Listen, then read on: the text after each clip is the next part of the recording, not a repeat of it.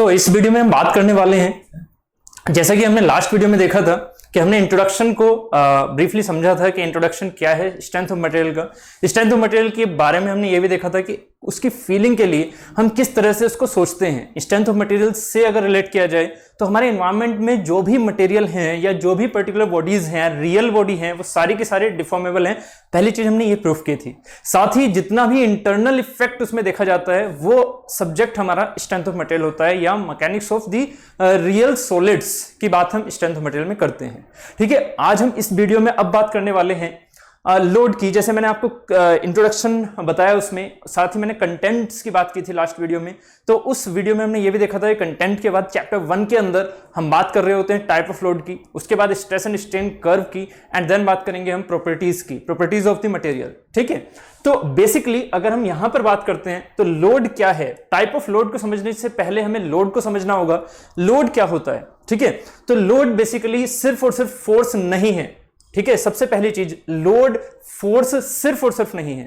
ठीक है, ये दो फॉर्म्स में हम देखते हैं इसको। एक होता है हमारे पास फोर्स एंड दूसरा होता है हमारे पास कपल। कि जब एक particular arrangement of the forces, एक particular arrangement of the forces जो काम कर रहा होता है किसी एक पर्टिकुलर बॉडी पर, दैट इज द कपल। तो अभी कपल की डेफिनेशन हम आगे समझेंगे। अभी फिलहाल हम लोड की डेफिनेशन समझते हैं। फोर्स की डेफिनेशन हम इंजीनियरिंग मैकेनिक्स में अच्छे से समझते हैं। Force is defined as the rate of change of the momentum. ठीक है, D M V by D T. ठीक है, यहां से बेसिक डेफिनेशन निकल के आती है। वहीं से हम सेकंड लॉ की बात भी करते हैं जहां पर हम एफ इक्वल टू एम में डिराइव करते हैं। ठीक है, तो वो हम इंजीनियरिंग मैकेनिक्स में पढ़ते हैं। अभी हम बात कर रहे हैं यहां पर स्ट्रेंथ ऑफ मटेरियल की। तो load is defined as an external force और couple to which a component is subjected during its functionality. तो यहां से सबसे पहले स्ट्रेंथ ऑफ मटेरियल में हम सबसे पहले ये चीज समझ के चलेंगे कि एक होता है हमारा सेल्फ वेट, एक होता है हमारा self weight. Self weight basically क्या होता है? जो कि बॉडी फोर्स कहलाता है। सेल्फ वेट बेसिकली क्या हुआ? जो कि हमारा बॉडी फोर्स है, बॉडी का अपने वॉल्यूम की वजह से लगने वाला force, that is the self wait. ठीक है, एंड एक होता है हमारे पास सरफेस फोर्स। सरफेस फोर्स मतलब जैसे किसी एक पर्टिकुलर अरेंजमेंट पर आप एक्सटर्नली एक फोर्स लगाते हो, आप एक्सटर्नली एक फोर्स लगाते हो, that is the surface force, that is the surface force. But अगर मैं इस बॉडी का अपना वेट कहता हूं, इस बॉडी का अपना वेट कहता हूं, that is the body force, जिसको हम जनरली सेल्फ वेट भी कंसीडर करते हैं। ठीक है, जिसको हम जनरली सेल्फ वेट भी कंसीडर करते हैं। तो यहां पर जब हम बात कर रहे होते हैं एक इस तरह के अरेंजमेंट की, यहां से आपको लोड बेसिक समझ में आ जाएगा, क्या होता है लोड। ठीक है, और कैसे हम स्ट्रेंथ ऑफ मटेरियल में उस चीज को लेके चलते हैं। तो ये मैंने एक छोटा सा अरेंजमेंट लिया हुआ है, एक हमारे पास सिलेंड्रिकल रोड टाइप से है। ठीक है, उसके ऊपर पुली माउंटेड है। ठीक है, और यहां पर बियरिंग्स का अरेंजमेंट है। ठीक है, या फिर उन बियरिंग्स को मैं क्या बोल सकता हूं, यहां पर सपोर्ट। ठीक है, तो यहां पर मैं इसको बियरिंग और सपोर्ट के बारे में यहां पर लिख रहा हूं। ये मेरी क्या है, या तो बियरिंग्स आप मान सकते हैं यहां पर इन्हें, या फिर सपोर्ट्स। ठीक है, अब मान लीजिए पुली इस पर रोड पर एक फोर्स लगा रही है। कितना फोर्स लगाएगी, कौन सा फोर्स लगाएगी? अगर मैं सिंपल फोर्स की बात करूं, यहां पर मैं लोड को फोर्स के हिसाब से समझा रहा हूं आपको। तो फोर्स हमारे पास एक हुआ बॉडी फोर्स, एक हुआ हमारे पास बॉडी फोर्स, और एक हुआ हमारे पास सरफेस फोर्स। तो जो बॉडी फोर्स होता है that is the self weight. Body force जो होता है वो होता है volume wise, due to volume. और वॉल्यूम का मतलब क्या हुआ? अगर वॉल्यूम है, अगर मॉलिक्यूल्स हैं, और मॉलिक्यूल्स अगर आपके मटेरियल पे हैं, तो आपको कंफर्म है कि वहां पर मास होगा, और मास की बात जो करते हैं हम, वो क्या हो जाता है हमारे पास? Volume into density. Volume into density is the mass. तो इसका मतलब मास है वहां पर, और मास है, वॉल्यूम इनटू डेंसिटी है, तो यहां का जो वेट होगा that is the m into g। ठीक है, ये हमारा हो जाता है बॉडी फोर्स किसी एक पर्टिकुलर बॉडी का। बट यहां पर जो इंपॉर्टेंट आपके पास फिनोमेना है वो ये है, ध्यान से समझिएगा।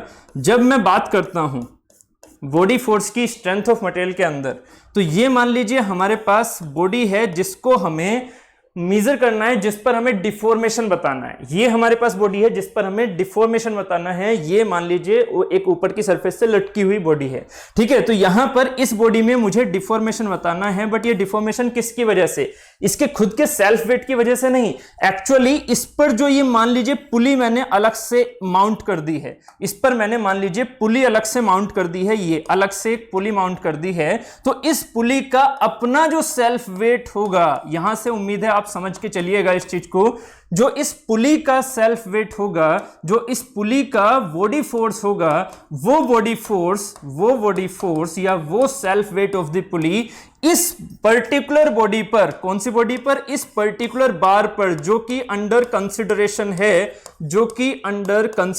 है, इस पर्टिकुलर बार पर क्या लगा रहा होगा? ये इस पर्टिकुलर बार पर एक फोर्स लगा रहा होगा जो कि इस बार पर डिफॉर्मेशन को क्रिएट करेगा, ठीक है। यहां से इस वर्डिंग को ध्यान से समझिएगा और इस कॉन्सेप्ट को समझिएगा कि हमें डिफॉर्मेशन चाहिए पुली पर नहीं, हमें डिफॉर्मेशन चाहिए इस पर्टिकुलर बार पर। और इस पर्टिकुलर बार पर डिफॉर्मेशन किसकी वजह से आ रहा है? इसके खुद के सेल्फ वेट की वजह से नहीं, इसके खुद के सेल्फ वेट की वजह से नहीं।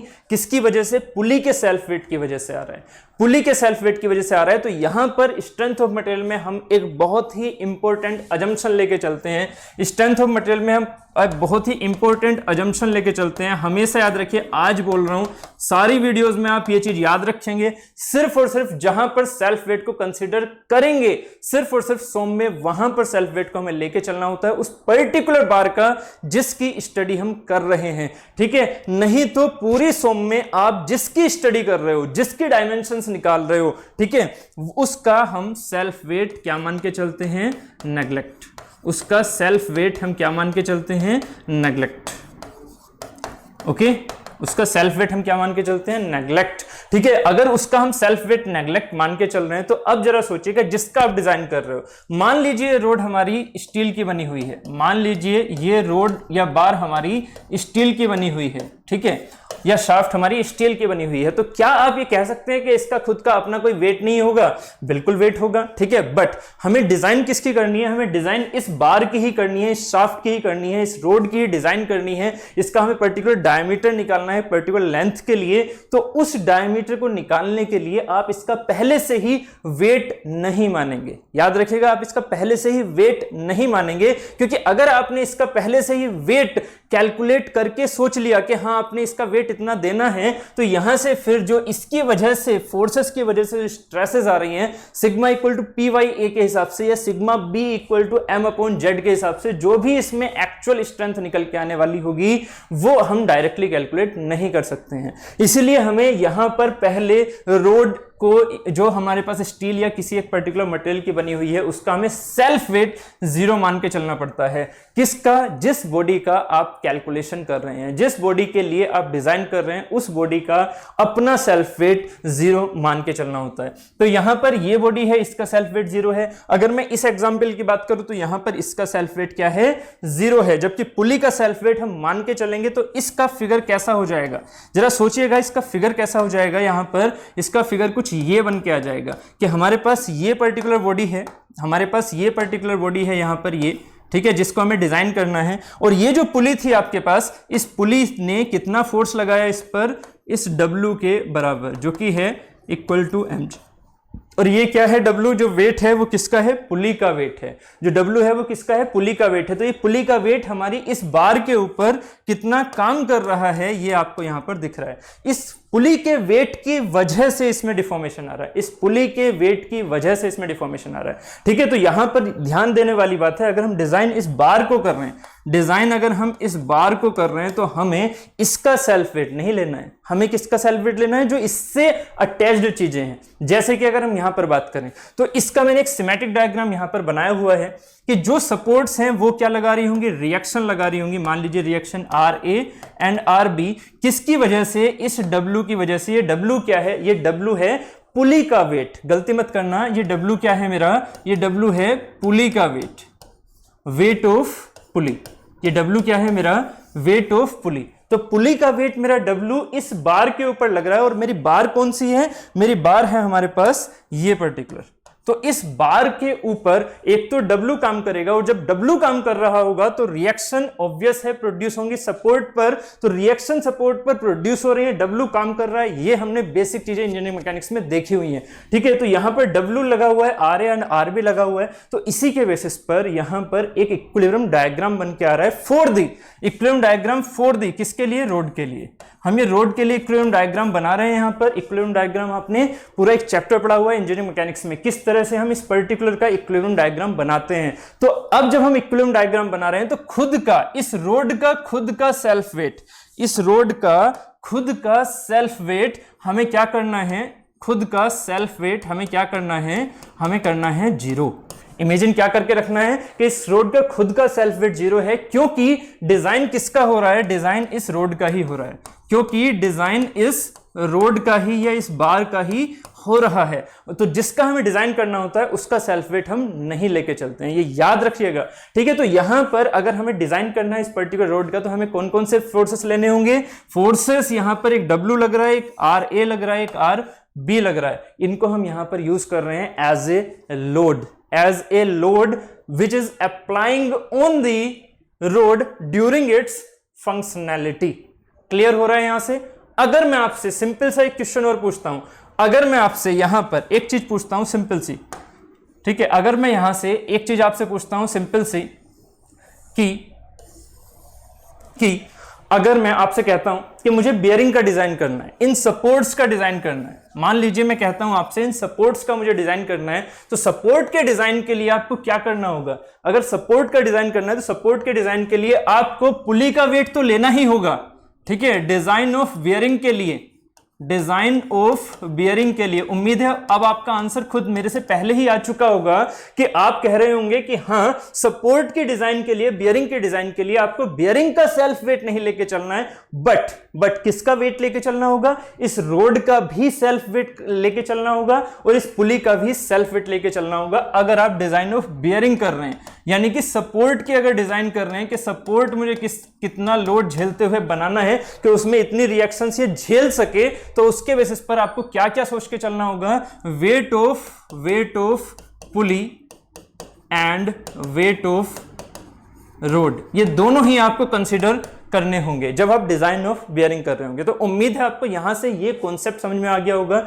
जो हम लोड का बेसिक कॉन्सेप्ट लेके चलते हैं, ठीक है। हमने यहां पर बात कर ली है फोर्स की। फोर्स में हमारे पास दो फोर्सेस हैं, body force and surface force. Surface force basically क्या है, सरफेस फोर्स बेसिकली क्या है, सरफेस फोर्स ये है, ठीक है, कि अगर आपके पास एक बॉडी ये है और इस बॉडी पर मैं यहां पर एक फोर्स एक्सटर्नल लगा रहा हूं सिंपल ऐसे, ठीक है, जिसको कोई बॉडी पर डिपेंड नहीं कर रहा है, ये फोर्स किसी बॉडी पर डिपेंड नहीं कर रहा, ऐसे सोच के चलिएगा। तो सरफेस फोर्स बेसिकली क्या है कि सरफेस फोर्स है जो इस पर्टिकुलर बार पर जिसको आप डिजाइन कर रहे हो उस पर लगने वाला external force, that is the surface force. And body force जो इसका खुद का अपना वेट है, that is the body force. और जनरली हम जिस बार की डिजाइन कर रहे होते हैं उस बार का हम बॉडी फोर्स, खुद का बॉडी फोर्स यानी कि सेल्फ वेट नेग्लेक्ट करके चल रहे होते हैं। तो उम्मीद है आपको यहां पर ये लोड की कहानी समझ में आ गई होगी, ठीक है। अब हम फर्दर आगे चलते हैं नेक्स्ट स्लाइड की तरफ, नेक्स्ट पार्ट की तरफ, दैट इज दी कि जो हमने बात की थी लोड में, एक तो बात की थी हमने फोर्स की और एक बात की थी कपल की। तो पहले कपल को और समझिएगा, कपल क्या होता है, ठीक है। कपल क्या होता है उसको समझिएगा। एक couple refers to two parallel forces that are equal in magnitude, opposite in direction and साथ ही don't share the line of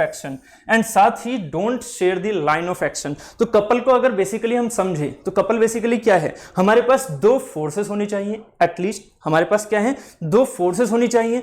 अगर दो फोर्सेस यहां पर काम कर रही हैं और उनकी जो लाइन ऑफ एक्शन है वो एक दूसरे को शेयर नहीं कर रही है, मतलब उन दोनों की लाइन ऑफ एक्शन कभी भी एक दूसरे को मीट नहीं कर रही है। कहां मीट कर रही है, इनफाइनाइट पर, ऐसा हम सोच के चल रहे हैं। इसका मतलब वो दोनों ही क्या हो गए, हमारे पैरेलल फोर्सेस, ठीक है, वो दोनों ही हमारे क्या हो गए, पैरेलल फोर्सेस। तो यहां से that are equal in magnitude, साथ ही एक कंडीशन हो रहा है कि जो फोर्सेस लग रहे हैं वो इक्वल इन मैग्नीट्यूड भी होने चाहिए, ठीक है। तो अगर मैं एक सिंपल से कपल की बात करूं तो कपल बेसिकली क्या है कि अगर मैं आपसे कहता हूं कि एक मेरे पास ये कोई बार है पर्टिकुलर, ये मेरे पास कोई बार है, ठीक है, इस बार पर ये मेरे पास कोई बार है, मान लीजिए इस बार पर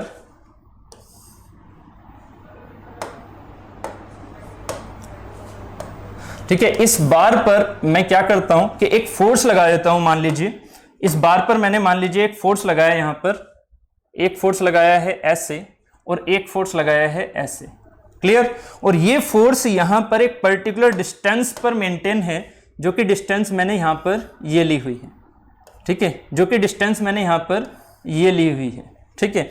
ये डिस्टेंस मैंने मान लिया, ये डिस्टेंस मैंने मान लिया L ली हुई है, इन दोनों के बीच की डिस्टेंस मैंने मान लिया L ली हुई है, ठीक है। ये दोनों फोर्सेस यहां पर F ये लग रहा है, मान लीजिए F ये लग रहा है। कभी भी इनकी लाइन ऑफ एक्शन क्या शेयर होगी? कभी नहीं। हमारे पास बॉडी कौन सी है? हमारे पास बॉडी है ये जो येलो कलर से मैंने आपको दिखाया हुआ है, दैट इज द बॉडी, ठीक है। और इस पर फोर्स लग रहा है एक ये और एक ये, तो आप समझ सकते हैं इसकी जो लाइन ऑफ एक्शन है वो जा रही है सीधी और इसकी लाइन ऑफ एक्शन है वो जा रही है सीधी। कभी भी एक दूसरे को शेयर करेंगे क्या? कभी नहीं, ठीक है। तो अगर ये दोनों कॉम्बिनेशन बन के आ रहा है, अगर ये कॉम्बिनेशन बन के आ रहा है, तो इस बॉडी पर क्या लगा हुआ है? कपल। ऐसा नहीं फोर्स नहीं लगा हुआ, फोर्स तो है ही, ऑब्वियस है, बट फोर्स का एक पर्टिकुलर अरेंजमेंट हमारा क्या कहलाता है? कपल, जिसमें दो forces equal and opposite parallelly होके अपनी लाइन ऑफ एक्शन को कभी शेयर नहीं कर रहे होते हैं, that is called as the couple, ठीक है। और इस कपल का जो मैग्नीट्यूड होता है, ठीक है, उस मैग्नीट्यूड को मैं C से दिखा रहा हूं यहां पर, C equal to F into L, C equal to F into L। Engineering mechanics में आपने इसका डेरिवेशन भी देखा है, ठीक है, वो सारी चीजें आपने वहां पर देखी हुई हैं, इसको और डेप्थ में पढ़ा हुआ है, ठीक है। मैं सोम पर्सपेक्टिव से इसे नॉर्मली लेके चलने वाला हूं, ठीक है। तो यहां पर दो फोर्सेस हैं, उनके बीच में जितना भी डिस्टेंस लगा हुआ है that is the F into L। ये हमारा हो जाता है कपल का मैग्नीट्यूड, ठीक है। ये होता है कपल का मैग्नीट्यूड। कपल की डायरेक्शन क्या होती है? जरा डायरेक्शन पर ध्यान देना कि कपल इज ए, जो कपल है उसका जो इफेक्ट है, बेसिकली क्या हुआ यहां पर, जो लोड है उसमें लोड में क्या हुआ, दो फोर्सेस एक पर्टिकुलर डिस्टेंस पर पैरेलली अगर लग रहे हैं, शेयर नहीं करते हैं अपनी लाइन ऑफ एक्शन, तो उसके सेंस में कपल के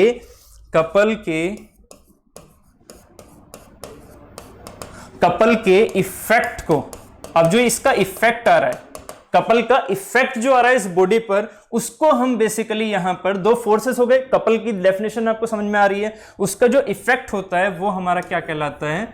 मोमेंट। जो उसका इफेक्ट होता है वो हमारा क्या कहलाता है? मोमेंट। और इस मोमेंट की ही मैग्नीट्यूड है ये, इस मोमेंट का ही मैग्नीट्यूड है हमारा ये, मोमेंट का मैग्नीट्यूड है ये। और मोमेंट की डायरेक्शन क्या है? अब मोमेंट क्या है? Moment is a vector quantity, moment is a vector quantity, moment is a vector quantity. अब वेक्टर क्वांटिटी है तो हमारे पास इसकी डायरेक्शन भी होनी चाहिए, तो हम पहले इसका मैग्नीट्यूड तो हमने देख लिया, डायरेक्शन और देख लो, उसके बाद हम इसकी कहानी को देखते हैं, जो कि सोम में लेके चलते हैं हम, ठीक है। तो C equal to F into L, मतलब जो मोमेंट आया है उस मोमेंट की जो वैल्यू है वो तो हमारे पास सीधा निकल के आ रही है, बट जो हमारी डायरेक्शन है उस डायरेक्शन पर ध्यान देने की बात है। डायरेक्शन के अगर सेंस में मैं बात करूं कि हमारे पास ये एक प्लेन है, ठीक है, हमारे पास ये एक प्लेन है, इस प्लेन पर मान लीजिए मैंने इस तरह से एक रोड रखी हुई है, जो कि मैं बॉडी बोल रहा हूं, इस बॉडी पर एक फोर्स लग रहा है इधर से और एक फोर्स लग रहा है इधर से, तो ये बॉडी किस में जाएगी? रोटेशन में। ये बॉडी किस में जाएगी? रोटेशन में, बिल्कुल जा रही है, ठीक है। अब एक बात बताइए, सिंपल कपल अगर लग रहा है, सिंपल कपल अगर लग रहा है, तो इस बॉडी के अंदर स्ट्रेसेस हैं क्या? जरा फील करो, इस बॉडी के अंदर डिफॉर्मेशन है क्या? नहीं। अगर ये सिंपल कपल की कंडीशन के अंदर है और इस पर हमने कोई भी फिक्स सपोर्ट नहीं लगा रखा है, कोई एक्सटर्नल एक्स्ट्रा फोर्सेस नहीं लगा रखे हैं, सिर्फ और सिर्फ ये दो फोर्सेस लगाई हुई हैं, तो ये बॉडी किस में जाएगी? रोटेशन में। ये बॉडी किस में जाएगी? रोटेशन में। तो मोमेंट का बेसिकली फंडा क्या होता है? उसको रोटेट कराने की कोशिश करना, बॉडी को रोटेट कराने की कोशिश करना। This is the effect of the couple, this is the effect of the couple. ये जो मैं आपको एक ब्लॉक डायग्राम लेके चल रहा हूं, ये बहुत इंपॉर्टेंट है, याद रखिएगा। सबसे पहले कपल किससे बना? कपल बना हमारे फोर्सेस के इस अरेंजमेंट से, कपल बना हमारे फोर्सेस के इस अरेंजमेंट से। अगर ये वाला अरेंजमेंट नहीं है तो वो कपल नहीं है। इस अरेंजमेंट के साथ में क्या बना? एक कपल। कपल का इफेक्ट क्या हुआ? मोमेंट। और ये जो मोमेंट हमारे पास आ रहा है, ये इसकी टेंडेंसी क्या है? किसी एक पर्टिकुलर बॉडी को रोटेट कराने की। अब ये जो रोटेशन हो रहा है, ये हमारी सोम में दो टाइप से हम देख के चलते हैं। ये जो रोटेशन हो रहा है, ये दो टाइप से हम देख के चलते हैं, इसको हम बेसिकली बोलते हैं टेंडेंसी। तो इस मोमेंट की टेंडेंसी क्या है? इस मोमेंट की टेंडेंसी क्या है बॉडी के लिए? तो बॉडी के लिए इस मोमेंट की टेंडेंसी यहां पर हम दो टाइप से देखने वाले हैं। एक है हमारी बेंडिंग टेंडेंसी या बेंडिंग इफेक्ट। एक होती है हमारी बेंडिंग टेंडेंसी या बेंडिंग इफेक्ट। एक तो होती है हमारी बेंडिंग टेंडेंसी या बेंडिंग इफेक्ट, और इसी को हम बोल देते हैं यहाँ बेंडिंग मोमेंट, और इसी को हम बोल देते हैं यहाँ बेंडिंग मोमेंट। उम्मीद है आपको यहाँ से ये क्लियर हो रहा होगा एक वर्ड। और एक टेंडेंसी होती है यहाँ पर, यहाँ ऐसे लिख रहा हूं मैं, एक टेंडेंसी होती है यहाँ पर ट्विस्टिंग, एक टेंडेंसी होती है ट्विस्टिंग टेंडेंसी और ट्विस्टिंग इफेक्ट और ट्विस्टिंग मोमेंट, ट्विस्टिंग टेंडेंसी और ट्विस्टिंग इफेक्ट और ट्विस्टिंग मोमेंट। ठीक है, ये चीज यहां पर आपको समझ में आ रही होगी। ठीक है, तो ये जो ब्लॉक डायग्राम मैंने बनाया है इस पर बहुत ज्यादा फोकस रखिएगा। ठीक है, उम्मीद है ये वाली चीज आपको समझ में आ गई होगी कि हमने यहां पर bending moment and twisting moment को कहां से और कहां पर समझा है। ठीक है, हमने फोर्सेस से पहले कपल को समझा, कपल के बाद उसके इफेक्ट को समझा, that is the moment. Moment क्या है? Tendency to rotate of a particular body. But वो रोटेशन किस तरह से है, वो रोटेशन किस तरह से है, वही टेंडेंसी हमारी एक होती है बेंडिंग टेंडेंसी और एक होती है ट्विस्टिंग टेंडेंसी। अब इन दोनों को हम इस फिगर से समझेंगे। उम्मीद है यहां तक ये चीजें क्लियर हो गई होंगी। हम बात कर रहे थे यहाँ पर जो कपल है उसकी डायरेक्शन की भी, तो डायरेक्शन जरा पहले ध्यान से समझ लीजिएगा कि इसकी जो डायरेक्शन है, अगर मैंने एक प्लेन ऐसे लिया हुआ है, अगर मैंने इसका प्लेन ये लिया हुआ है, इसमें ये बॉडी है और ये रोटेट कराना चाह रही है, तो यहां से जो इसका मोमेंट का एक्चुअल फॉर्मूला होता है, जो कि हम इंजीनियरिंग मैकेनिक्स में पढ़ चुके हैं, that is the R cross F। और आपने स्कूल लेवल में इस चीज को पढ़ा हुआ है कि R क्रॉस F को अगर हमें सोल्व करना है तो ये होता है R का मैग्नीट्यूड क्रॉस F का मैग्नीट्यूड इनटू में साइन थीटा और इनटू में n cap, sine theta into में एन कैप। यहीं से ये जो मैंने आपको डेफिनेशन यहां निकाली थी F इंटू एल, वो यहीं से आई थी। क्या? कि दोनों के बीच की परपेंडिकुलर डिस्टेंस, ये जो L था ये था परपेंडिकुलर, ये था perpendicular distance between two forces.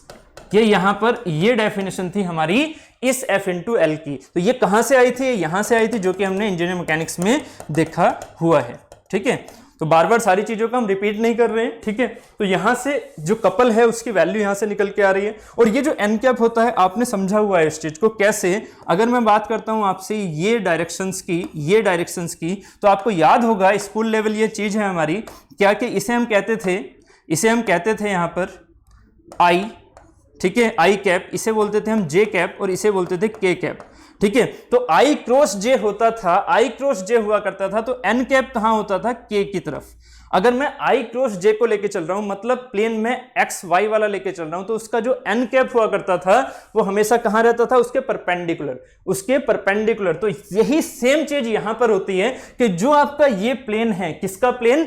Moment का, कपल का प्लेन। ये जो कपल का प्लेन है, उस कपल के प्लेन से perpendicular direction with the help of right hand thumb rule. अब जरा यहां से समझिएगा, एक एक वर्डिंग को ध्यान से समझिएगा। यहां पर F ऐसे जा रहा है तो रोटेट हम ऐसे कराएंगे, तो राइट हैंड थंब रूल के हिसाब से ये चीज बाहर की तरफ आ रही है, तो बाहर की तरफ में यहां पर जो हमारे पास सिंबल बनेगा वो कैसा बनेगा? एरो वाला सिंबल। याद है, स्कूल लेवल थिंग है। एरो वाला सिंबल आपको याद होगा कि अगर हमें बाहर की तरफ निकालना है, इस प्लेन से बाहर की तरफ निकालना है, तो पीछे रूम से जाके आपको क्या करना होगा? एक एरो चलाना होगा, और वो एरो का डॉट ही तो दिखेगा ना, यहां पर उस एरो का डॉट ही तो दिखेगा बाहर की तरफ आता हुआ। ठीक है, तो इसे डॉट का मतलब क्या हुआ कि जो डायरेक्शन है इस कपल की, इस वेक्टर कपल की, उस डायरेक्शन, उस मोमेंट की डायरेक्शन हमारी किधर की ओर है? आउटवर्ड फ्रॉम द फ्रेम या towards me from the frame. ठीक है, तो ये जो चीज हो गई ये हमारी डायरेक्शन हो गई। अगर मैं F और F को उल्टा कर दूं, तो डायरेक्शन ऐसी हो जाएगी। तो यहां पर डायरेक्शन अगर ऐसी है तो वेक्टर जो होगा वो किधर की ओर जाएगा? अंदर की ओर। तब वहां पर हो जाएगा सिंबल इनवर्ड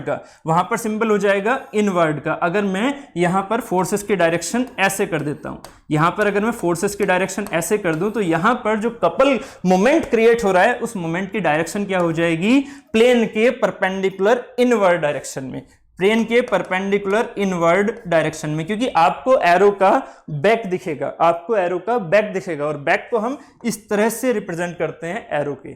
क्लियर है? ठीक है, तो तीर छोड़ना है बस आपको और कुछ नहीं करना है। ठीक है, तो यहां से आपको उम्मीद है कपल की डेफिनेशन भी क्लियर हो गई होगी, रिवाइज हो गई होगी, और जो मुझे सोम में लेके चलनी है वो सारी चीजें आपको मैंने थोड़ा थोड़ा यहां पर समझाया हुआ है। ठीक है, बाकी हम इंजीनियरिंग मैकेनिक्स में कपल को एंड फोर्सेस को अच्छे समझते ही हैं। साथ ही अब यहां पर जो हम बात कर रहे हैं वो है हमारा bending effect and twisting effect. ये इंपॉर्टेंट है, इन चीजों को याद रखिएगा, क्वेश्चंस आपके डायरेक्टली सोम से related bending and twisting effect से क्वेश्चन आ जाते हैं। ठीक है, बाय डेफिनेशन भी, तो डेफिनेशन भी आपको यहां पर प्रोवाइड होगी। साथ ही पहले उसको समझिएगा क्या है कि अगर मैं आपसे कहता हूं एक पर्टिकुलर हमारे पास एग्जाम्पल के तौर पर हमारे पास ये पर्टिकुलर एक बार है। ठीक है, एक बार है हमारे पास। इस बार को अगर देखिएगा आप, इस बार को अगर देखिएगा तो यहां पर मैं एक पर्टिकुलर इस बार के ऊपर मैंने दो एक लीवर लगा दिया, एक ऐसे और एक ऐसे। ठीक है, ये दो लीवर लगा दिए इस तरह से। अब इस लीवर पर मैं ऊपर की तरफ से एक फोर्स लगाता हूं ऐसे,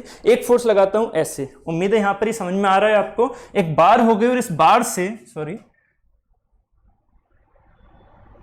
ठीक है, इस बार से मैं क्या कर रहा हूं, इस बार से एक लीवर अटैच कर रहा हूं, और ये जो लीवर है इस लीवर पर मैं एक फोर्स लगा रहा हूं ये, और एक फोर्स लगा रहा हूं ये सेम मैग्नीट्यूड का। ऐसे ही यहां पर इस लीवर पर मैं एक फोर्स लगा रहा हूं, ये भी लीवर है, इस पर भी फोर्स लगा रहा हूं सेम मैग्नीट्यूड का F, ये भी लगा रहा हूं सेम मैग्नीट्यूड का F। इन दोनों के बीच का जो डिस्टेंस है, इन दोनों के बीच का जो डिस्टेंस है वो मैं लेके चल रहा हूं L।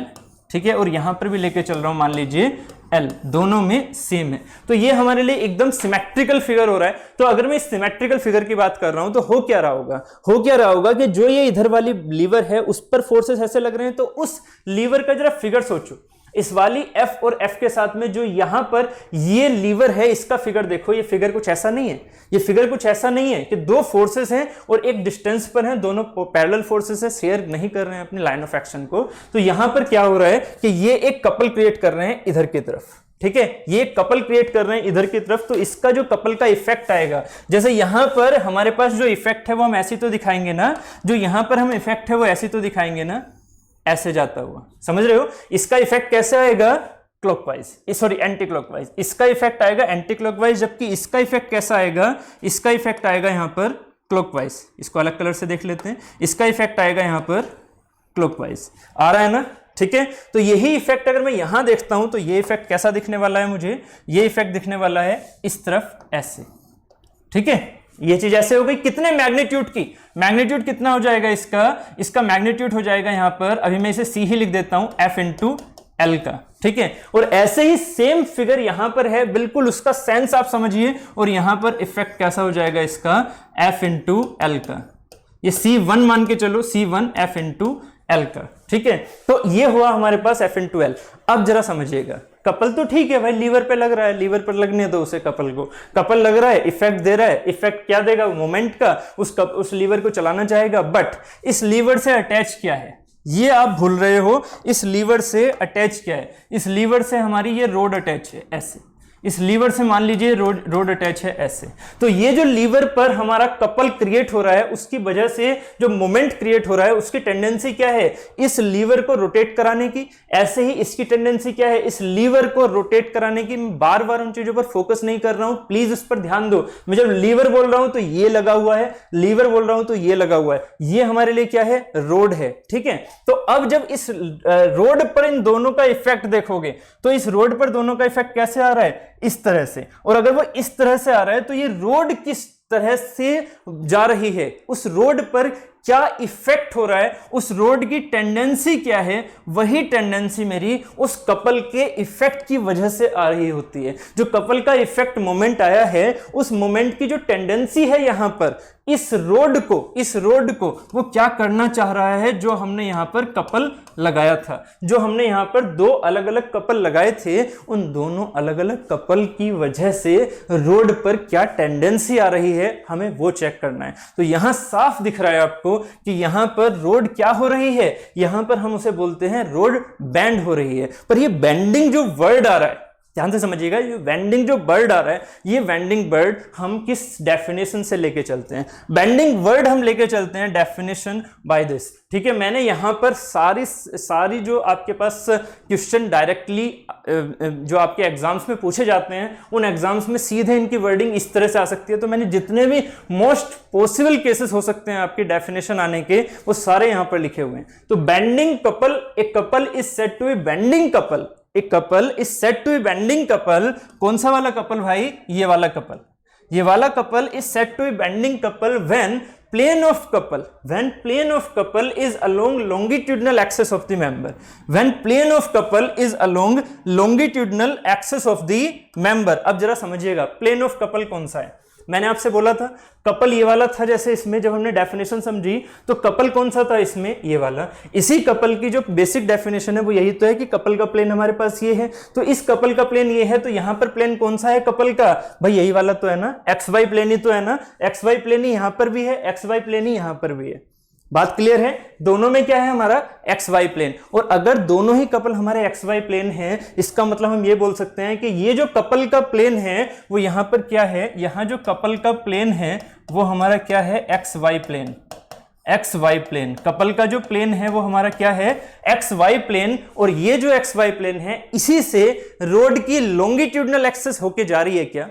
इसी से रोड की लॉन्गिट्यूडनल एक्सेस होके जा रही है क्या? लॉन्गिट्यूडनल एक्सेस की अगर सिंपल डेफिनेशन देखी जाए तो प्लीज इसे नोट डाउन कर लीजिएगा। Longitudinal axis is the axis which is along the length. Length wise जो एक्सेस होती है वो हमारी लॉन्गिट्यूडनल एक्सेस होती है। तो इस रोड की जो लेंथ वाइज डायरेक्शन है वो कौन सी है हमारी? यहां पर। क्योंकि जहां पर भी लेंथ की बात आती है तो आपको लेंथ समझनी होती है एक पर्टिकुलर रेफरेंस से, और रेफरेंस हमने क्या लिया हुआ है? Cross section. रेफरेंस जब भी किसी रोड को आप लिखते हैं तो रेफरेंस उसका क्या होता है? Cross section. तो उस क्रॉस सेक्शन से आपने यहां लेंथ देखी तो लेंथ है ये, तो लेंथ वाइज डायरेक्शन क्या हो गई मेरी? Longitudinal axis. तो ये मेरी क्या है? Longitudinal axis. तो लॉन्गिट्यूडनल एक्सेस क्या मेरी एक्स वाई प्लेन में नहीं है? बिल्कुल एक्स वाई प्लेन में है। तो ये जो हमारे पास ये जो सेम प्लेन बन रहा है कपल का भी, ठीक है, और सेम प्लेन है हमारा लॉन्गिट्यूडनल एक्सेस का भी। तो अगर वो दोनों ही हमारी सेम है तो उस इफेक्ट को, उस टेंडेंसी को कपल की हम बोलते हैं बेंडिंग टेंडेंसी। ठीक है, first definition is clear. Second definition है when plane of couple is perpendicular to the plane of cross section. When plane of couple is perpendicular to the plane of cross section. जरा ध्यान से समझिएगा, plane of couple कौन सा है? ये वाला। ठीक है, मतलब एक्स वाई प्लेन। इसका प्लेन ऑफ क्रॉस सेक्शन कौन सा है? मेंबर का। मेंबर का प्लेन ऑफ क्रॉस सेक्शन तो ये वाला है ना भाई, ये वाला है ना। क्रॉस सेक्शन प्लेन इसका ऐसे होगा ना, एक्स, ये जो हमारा प्लेन हुआ वो कौन सा हुआ? Y Z. तो यहां पर जो क्रॉस सेक्शन प्लेन है वो हमारा क्या है? Y Z. Cross section plane है हमारा वाई जेड। और अगर मेरा cross section plane Y Z है और एक्स वाई प्लेन से वाई जेड प्लेन कैसा होगा? परपेंडिकुलर। तो अगर मेरे पास इस तरह का नेचर बन के आ रहा है तो टेंडेंसी क्या है मेरे कपल की? Bending tendency. तो when plane of couple is perpendicular to the plane of cross section then that couple is known as the bending couple. उम्मीद है यहां से आपको समझ में आ रहा होगा। नेक्स्ट हमारे पास जो डेफिनेशन है बेंडिंग कपल की, that is the when it is acting about centroidal axis which is in plane of cross section, which is in plane of cross section। तो यहां से समझिएगा कि जो हमारे पास इसकी सेंट्रोइडल एक्सिस है, वो सेंट्रोइडल एक्सिस हमारे पास, ये मैं अलग कलर से यूज कर रहा हूं यहां पर, ये जो आपके पास यहां पर ये देखिएगा, जो आपके पास यहां पर सेंट्रोइडल एक्सिस है वो एक ये है, ठीक है, एक ये है और एक ये है। सेंट्रोइडल एक्सिस यही होती है ना जो हमारे पास सेंट्रोइड से होके जा रही है। तो सेंट्रोइडल एक्सिस इसमें भी हमारे पास ये हो गई और एक ये हो गई और एक ये हो गई। ठीक है, तो सेंट्रोइडल एक्सिस, उम्मीद है आपको ये चीज याद है इंजीनियरिंग मैकेनिक्स से भी कि हमने जो यहां पर देखा है क्रॉस सेक्शन ये है, तो सेंट्रोइडल एक्सिस इसकी एक तो ये होगी, एक सेंट्रोइडल एक्सिस ये होगी और एक सेंट्रोइडल एक्सिस इसकी परपेंडिकुलर है जो कि बाहर की ओर या अंदर की तरफ आ रही है। ठीक है, तो ये तीन हम एक्सिस जनरली सेंट्रोइडल एक्सिस मान के चलते हैं। तो यहां पर ध्यान से समझिएगा, जो डेफिनेशन है कि when it is acting about centroidal axis which is in plane of the cross section, which is in plane of the cross section, इसका मतलब जो ये कपल है उसका जो इफेक्ट आ रहा है वो इफेक्ट क्या है? मोमेंट। और उसकी मोमेंट की डायरेक्शन किधर की ओर है? इस मोमेंट की डायरेक्शन किधर की ओर है? भाई राइट हैंड थंब लगाओ ना, इस मोमेंट की डायरेक्शन किधर की ओर आ रही है? बाहर की ओर। इसका मतलब जो हमारे पास ये डायरेक्शन आ रही है जिसके अबाउट ये कपल काम कर रहा है जिसके अबाउट ये कपल काम कर रहा है वो मेरी कौन सी डायरेक्शन है, जेड डायरेक्शन। वर्डिंग को ध्यान से समझिएगा, जो ये कपल काम कर रहा है उसकी डायरेक्शन कौन सी है मेरी, जेड डायरेक्शन। जेड डायरेक्शन से ही तो कर रहे हैं ना, अभी समझाया था ना भाई, ये वाली जो चीज होती है कपल की जो डायरेक्शन है वो यहीं से तो निकल के आ रही थी ना। तो कपल की जो डायरेक्शन है वो कपल की डायरेक्शन क्या बोलोगे, कपल की डायरेक्शन क्या बोलोगे, फोर्स की डायरेक्शन नहीं होती है कपल की डायरेक्शन। कपल की डायरेक्शन होती है जो प्लेन है उसमें राइट हैंड थंब रूल लगा के clockwise and anti clockwise sense के साथ उसके परपेंडिकुलर एन कैप, भाई आपको समझाया ना अभी मैंने एन कैप वाला कॉन्सेप्ट। तो एन कैप के हिसाब से आपको क्या निकालना होता है, उसकी डायरेक्शन। तो यहां पर डायरेक्शन क्या हो गई है, इधर की ओर, आपकी तरफ। इसकी डायरेक्शन क्या है, आपकी तरफ। तो ये जो आपकी तरफ डायरेक्शन जा रही है वो सेंट्रोइडल एक्सिस, कौन सी सेंट्रोइडल एक्सिस है इसकी, सेंट्रोइडल एक्सिस है क्रॉस सेक्शन। ये मेरा क्रॉस सेक्शन व्यू मैंने अलग से दिखा रखा है। इसका क्रॉस सेक्शन से जो सेंट्रोइडल एक्सिस है, ये कौन सी वाली सेंट्रोइडल एक्सिस है, प्लेन वाली सेंट्रोइडल एक्सिस है।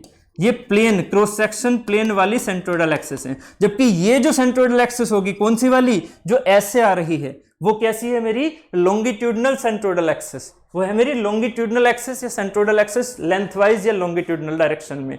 ठीक है, तो लॉन्गिट्यूडनल डायरेक्शन वाली बात नहीं हो रही है यहां पर कौन सी हो रही है, प्लेन वाली सेंट्रोइडल एक्सिस की बात हो रही है, जो कि मैंने यहां पर लिखा हुआ भी है। देखिए, centroidal axis which is in plane of the cross section, which is in plane of the cross section. ठीक है, तो अगर which is in plane of the cross section से बात की जाए तो हमारे पास जो जेड डायरेक्शन देख रहे थे वो क्या इस वाली क्रॉस सेक्शन में, जो ये प्लेन हमने माना हुआ है, इस प्लेन में जो हमारी ये सेंट्रोइडल एक्सिस हम मान रहे हैं ये वाली, क्या इस सेंट्रोइडल एक्सिस से होके नहीं जा रही होगी जेड डायरेक्शन, बिल्कुल जा रही होगी ना। तो इसी चीज को हम क्या बोलते हैं, बेंडिंग कपल। तो 3 डेफिनेशन है, तीनों डेफिनेशन आपको याद रखनी है। अब हम बात कर लेते हैं ट्विस्टिंग कपल की। ट्विस्टिंग कपल भी हमारे लिए बहुत ईजी कॉन्सेप्ट लेके चलता है। ट्विस्टिंग कपल में क्या होता है, ट्विस्टिंग इफेक्ट। ट्विस्टिंग कपल कहां से आया, ट्विस्टिंग इफेक्ट या ट्विस्टिंग मोमेंट या ट्विस्टिंग टेंडेंसी। ठीक है, तो ट्विस्टिंग मोमेंट या ट्विस्टिंग टेंडेंसी की बात करें तो पहले हमारे पास सिर्फ फिर से क्या हुआ, रोड हो गई हमारे पास। ठीक है, इस रोड पर हमने फिर से लीवर लगा दिया, ये लीवर इस बार ग्रीन कलर के हैं, फोर्सेस लग रही हैं सेम मैग्नीट्यूड की, एफ ये लग रहा है, एफ ये लग रहा है, एफ ये लग रहा है, एफ ये लग रहा है। उम्मीद है आपको 3D में समझ में आ रहा होगा कि ये जो एफ लग रहे हैं ये हमारे कौन से वाले प्लेन में है, ये हमारे हैं YZ प्लेन में, ये हमारे किस में है, YZ प्लेन में। और एक्स प्लेन है हमारे पास, जिस एक्स प्लेन में हमारे पास इसकी लेंथ है। ठीक है, तो YZ प्लेन में ये है, ठीक है, YZ प्लेन में ये वाला काम कर रहा है। क्योंकि ये सेम डिस्टेंस पर हैं, मान लीजिए L डिस्टेंस पर यहां से ये है, मान लीजिए L डिस्टेंस पर यहां से ये है, तो आपको ये दिख रहा है कि ये भी एक कपल फॉर्म कर रहा है, ये भी एक कपल फॉर्म कर रहा है। बट इन कपल का प्लेन क्या है, कपल का प्लेन इसका भी क्या है, YZ, कपल का प्लेन इसका भी क्या है, YZ, कपल का प्लेन इसका भी क्या है, YZ।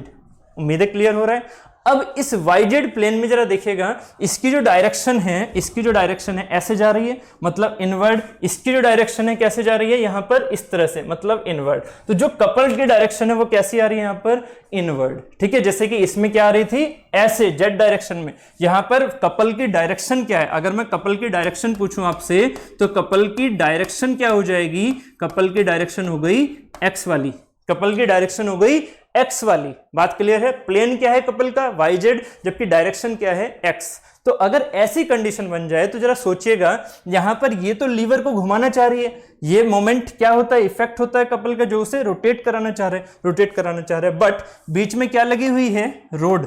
बीच में क्या लगी हुई है, रोड। तो ये रोड से तो कनेक्टेड है ना, लीवर जो है वो रोड से कनेक्टेड है। तो रोड को ये जो लीवर है ये किस में लेके जाएगा, ये लेके जाएगा ट्विस्ट में। अब ये ट्विस्ट वर्ड कहां से आया, अब इसको समझिए, ट्विस्ट वर्ड कहां से आया, ये इसे ट्विस्ट करा रहा है, ये इसे ऐसे लेके जा रहा है, ट्विस्ट करा रहा है ये इसे।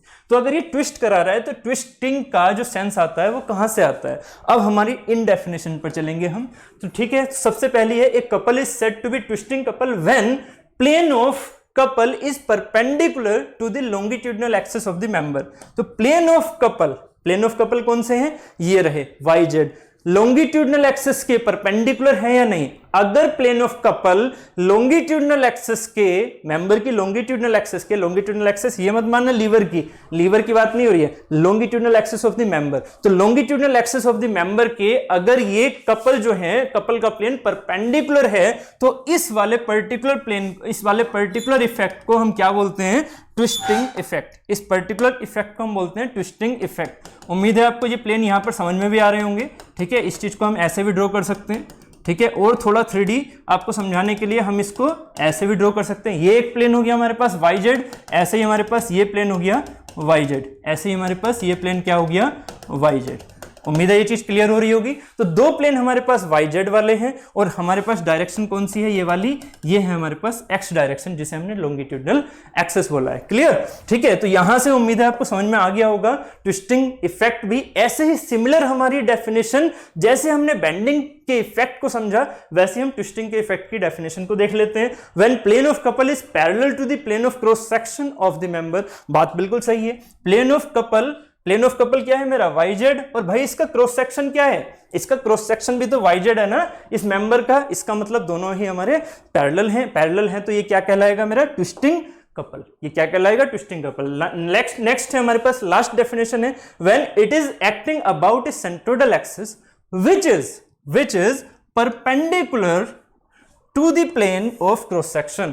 जैसे हमने मैकेनिक्स में भी समझा है कि जो हमारे पास perpendicular to the cross section होती है वो मेरी कौन सी सेंट्रोइडल एक्सिस होती है भाई, वो मेरी होती है लॉन्गिट्यूडनल एक्सिस, वो होती है लॉन्गिट्यूडनल एक्सिस। तो लॉन्गिट्यूडनल एक्सिस से जो लॉन्गिट्यूडनल एक्सिस है उसी के इफेक्ट से ही तो जा रही है ना मेरी जो डायरेक्शन है कपल की, जो कपल की डायरेक्शन है वो उसी डायरेक्शन में जा रही है ना। तो कपल डायरेक्शन मैंने पहले ही आप क्लियर कर दी थी, ये कपल डायरेक्शन मेरी क्या है X है, और यहां पर जो मेरी सेंट्रोइडल एक्सिस है जो कि क्रॉस सेक्शन के परपेंडिकुलर है वो भी तो मेरी X ही है ना। तो दोनों चीजें क्या है, कोइंसाइड कर रही हैं, कोलिनियर है। तो इसी चीज को हम क्या बोलेंगे, ट्विस्टिंग इफेक्ट या ट्विस्टिंग टेंडेंसी या ट्विस्टिंग मोमेंट। ठीक है, तो उम्मीद है यहां तक आपको कपल की ये स्टोरी समझ में आ गई होगी। अभी तक हमने जो डिस्कशन किया है दैट इज द लोड में हमारे पास दो चीजें होती है, फोर्स एंड कपल। फोर्स की बेसिक डेफिनेशन होती है the rate of change of the momentum, ठीक है, एंड कपल की बेसिक डेफिनेशन मैंने यहां पर डिस्कस की है।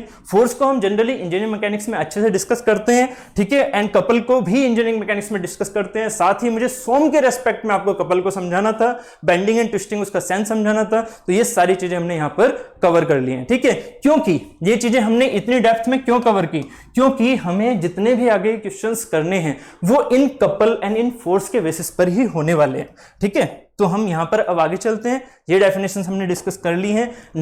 Next part is the type of load, ठीक है। तो टाइप ऑफ लोड की बात कर लेते हैं हम। टाइप ऑफ लोड में जैसे कि मैंने यहां पर आपको पूरा सिमेटिक डायग्राम, इसका फ्लो डायग्राम बताया हुआ है। तो टाइप ऑफ लोड हम तीन टाइप से डिस्कस करने वाले हैं। First type is with respect to time, second type is with respect to direction, and third type is with respect to distribution. First one की अगर बात करें, जिसमें हम बात करते हैं विद रिस्पेक्ट टू टाइम की, तो विद रिस्पेक्ट टू टाइम में static load and dynamic load, these are the broad classification, static and dynamic load.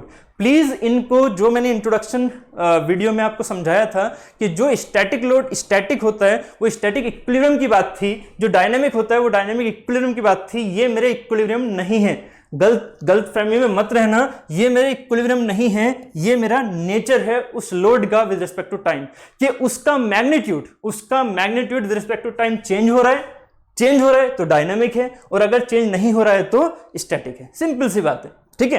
तो अगर मैं यहां पर लेके चलता हूं विद रिस्पेक्ट टू टाइम, तो स्टैटिक लोड के फर्दर हमारे पार्ट होते हैं, एक होता है डेड लोड और एक होता है ग्रेजुअली अप्लाइड लोड।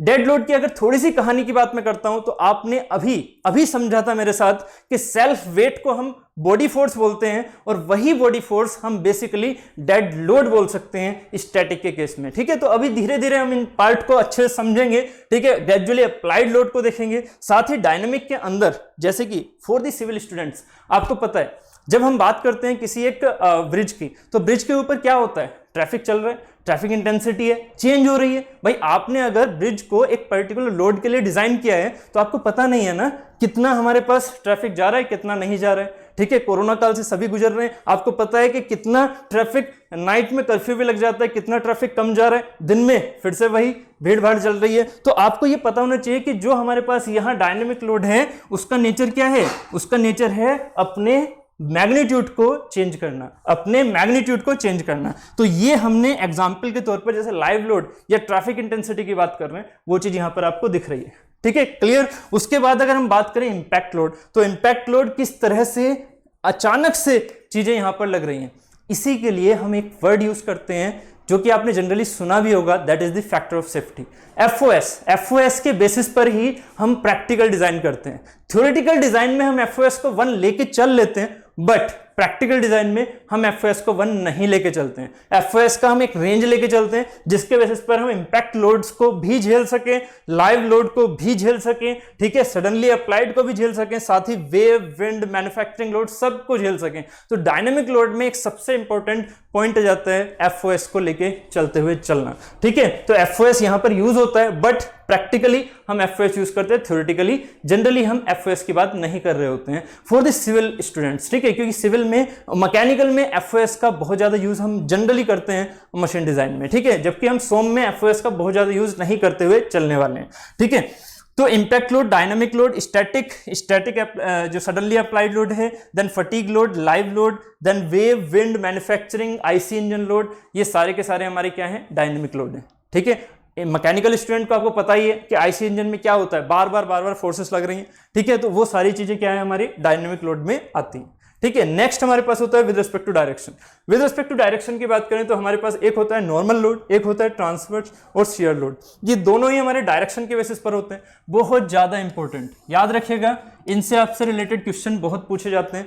ये इनसे रिलेटेड क्वेश्चन ही जनरली आपकी पूरी सोम को बनाते हैं, ठीक है। आपके पास नॉर्मल लोड है, मतलब एक्सियल स्ट्रेसेस आ रही हैं, आपके पास ट्रांसवर्स लोड है, इसका मतलब आपके पास बेंडिंग स्ट्रेसेस आ रही हैं, साथ ही आपके पास शियर स्ट्रेसेस आ रही हैं, साथ ही आपके पास ट्विस्टिंग स्ट्रेसेस आ रही हैं। तो स्ट्रेसेस डिफॉर्मेशन जनरली हमारे इन टाइप से हम लेके चलते हैं, इनको हम बहुत अच्छे से समझेंगे आगे, ठीक है। नेक्स्ट हमारे पास विद रिस्पेक्ट टू डिस्ट्रीब्यूशन, आपने जरूर नाम सुने होंगे, यूवीएल, यूडीएल, ठीक है, यूवीएम, ठीक है। तो ये जो चीजें होते हैं, यूवीएल समझिएगा इस चीज को, यूवीएल वो बेसिकली हम जो यूज करते हैं इस तरह का shape, this is the UVF मतलब यूडीएफ मतलब यूनिफॉर्मली डिस्ट्रीब्यूटेड फोर्स, ये यूनिफॉर्मली डिस्ट्रीब्यूटेड फोर्स है, इसको ही हम सीधा यूडीएल बोल देते हैं। क्यों? क्योंकि हमारे सिलेबस में जनरली यूडीएम एंड यूवीएम नहीं होता है, हमारे सिलेबस में जनरली यूडीएम एंड यूवीएम नहीं होता है, इसीलिए हम यूडीएफ को ही यूडीएल एंड यूवीएफ को ही यूवीएल बोल देते हैं। क्लियर? ठीक है। तो ये जो चीजें हमने बात की हैं,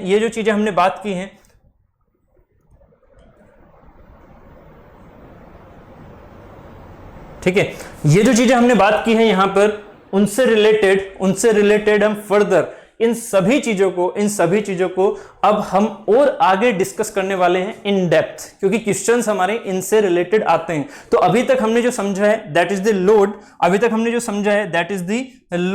लोड के बाद हमने समझा है दैट इज द लोड को हमने समझा फोर्स एंड कपल में, फोर्स को हमने समझा, देन हमने कपल को समझा, ठीक है, देन कपल की डेफिनेशन को समझा, देन हमने टाइप ऑफ लोड के बारे में समझा। अब हम फर्दर डिस्कस करने वाले हैं with respect to time load के बारे में, फिर डायरेक्शन से रिलेटेड, फिर डिस्ट्रीब्यूशन से रिलेटेड।